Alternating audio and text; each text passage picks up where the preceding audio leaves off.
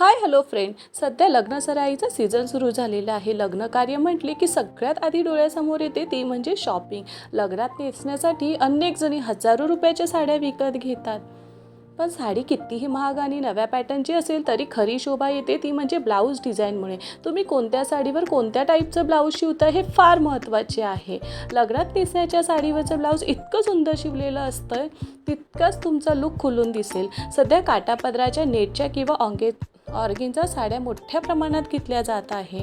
या साड्यांवर तुम्ही नवीन पॅटर्नचे designer blouse try करू शकता.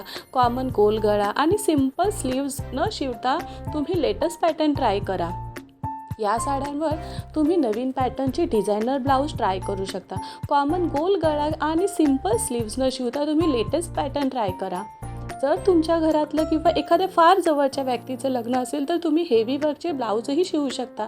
1,500 रुपयापासून ते 5,000 रुपयापर्यंत पॅटर्नची शिलाई असते.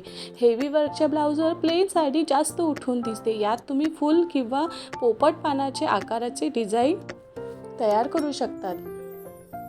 जर तुम्हाला ब्लाऊजवर सिंपल लुक हवा असेल तर मागचा गळा चौकोनी ठेवून बाकीच्या ब्लाऊजवर स्टोन वगैरे वर्क करू शकतात.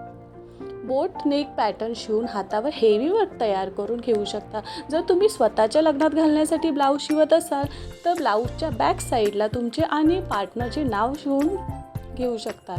काठपदराच्या साड्यांवर स्लीवलेस ब्लाऊजसुद्धा सुंदर दिसते. पुढच्या आणि मागच्या गळ्याला आतल्या बाजूने जाड मुन्यांची लेस लावली तर रॉयल लुक येते. जर तुम्ही गोल्डन ब्लाऊज कोणत्याही साडीवर नेसणार असाल तर बॅक नेकचे हे नवीन पॅटर्न नक्की ट्राय करा. लेसच्या दुकानाला तुम्हाला ब्लाऊजला लावण्यासाठी एकापेक्षा एक अशा सुंदर लेस मिळतील. त्याचा वापर करूनही तुम्ही आकर्षक ब्लाऊज शिवू शकता. जर तुम्हाला ब्लाऊजचा गळा उघडा नको असेल तर नेट लावून या पद्धतीने तुम्ही ब्लाऊज शिवू शकतात.